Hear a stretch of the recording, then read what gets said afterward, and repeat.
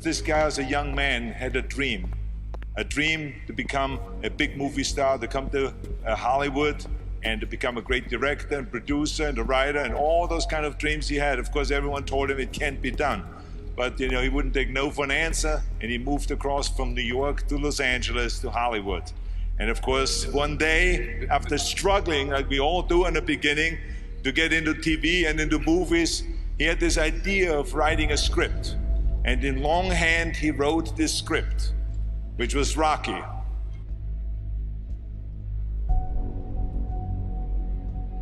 It's all about dreams, and by the way, dreams cost nothing. They're free.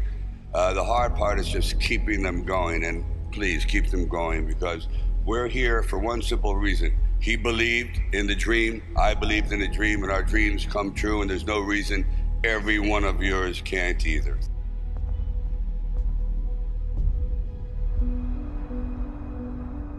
I used to sit in this little apartment, and it was a room. As a matter of fact, the room was so small, I remember I was able to open up the window and close the door while sitting on the bed at the same time. It was like 8 feet by 8 feet by 9 feet.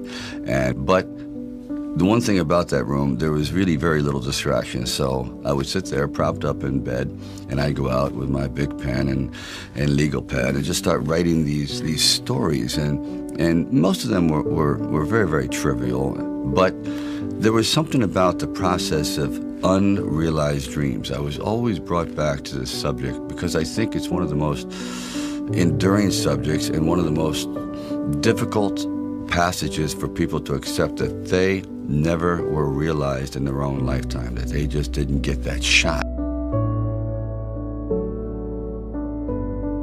I decided it was a time to come to California, so I went to California. And I moved in the valley, and things weren't going very, very well there. As a matter of fact, I had to go out and try to sell my dog because he was either do that or he just was not going to be very well fed. And then one night, I went to see Muhammad Ali fight. For one brief moment, this supposed stumble bum turned out to be magnificent in the fact that he lasted and knocked the champion down. I said, boy, if this isn't a metaphor for life. His entire life crystallized at that moment. He will be remembered for all eternity, at least among the fight fans. He did something extraordinary. I said, now that is probably what I need as a catalyst for an idea. A man who's going to stand up to life and take one shot and maybe go the distance. So I started to write.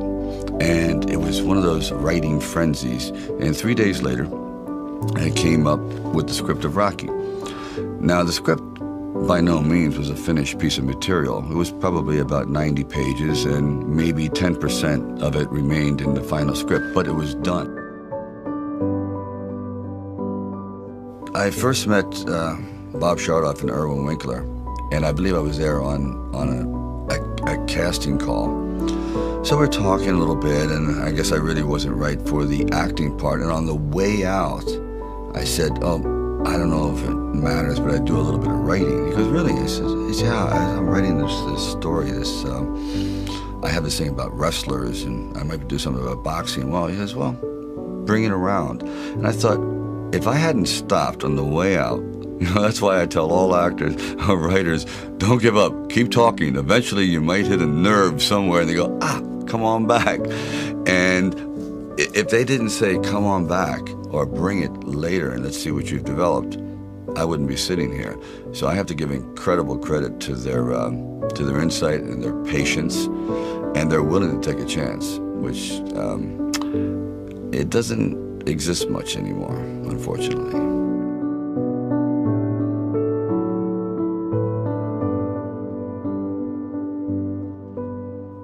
Originally, when I brought the script to them, they were fairly enthusiastic about it. The one thing they were not enthusiastic about was me playing the part, and I really can't blame them at the time. But there was something inside of me that this opportunity is never going to come around. And I really wasn't used to money, and I had no idea of what I would be missing. But the temptation started to come forward. First, it was 25 grand and $100,000. I go, well, I never heard of 100,000 because I had like 106 dollars in the bank. And like I said, I had to sell my dog, and things were not looking very, very good.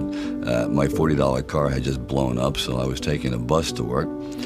But still, it didn't matter. I wanted to stick with it. Then it went up to $150,000, $175,000, and it went up to $250,000. Now my head was starting to spin.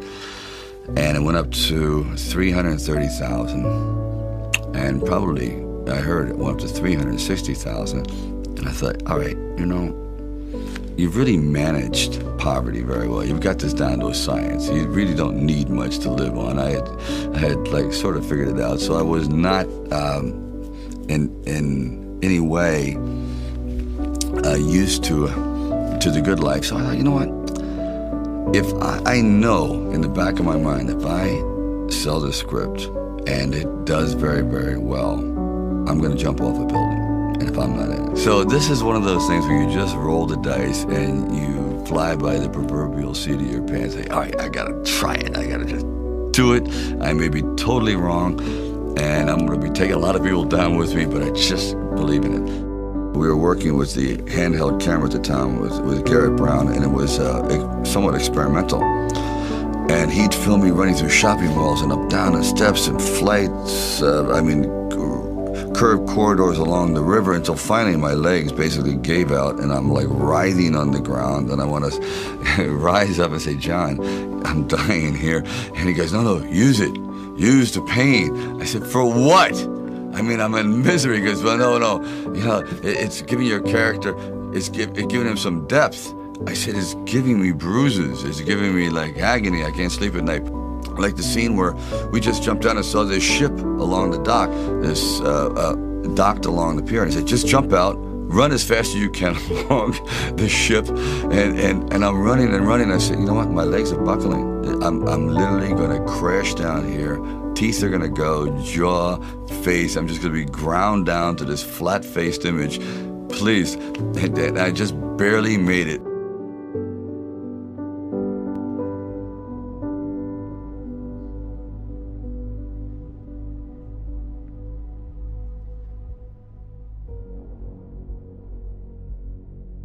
The world ain't all sunshine and rainbows. It's a very mean and nasty place, and I don't care how tough you are, it will beat you to your knees and keep you there permanently if you let it. You, me, or nobody is gonna hit as hard as life. But it ain't about how hard you hit. It's about how hard you can get hit and keep moving forward. How much you can take and keep moving forward. That's how winning is done.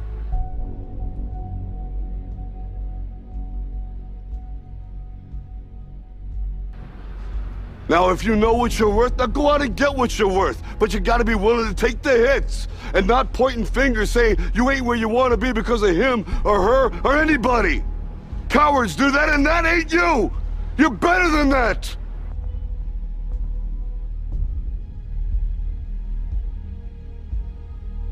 You can't be alone. To really succeed, no man really is an island. When you find the right components in your life, the right people that gel with you, then you feel as though you're invincible. It may be a fallacy, but you at least feel as though you can take all that life has to dish out.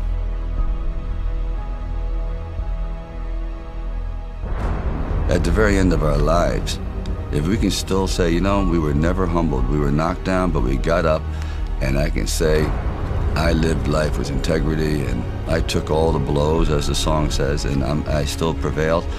I think that's a good epitaph for anyone.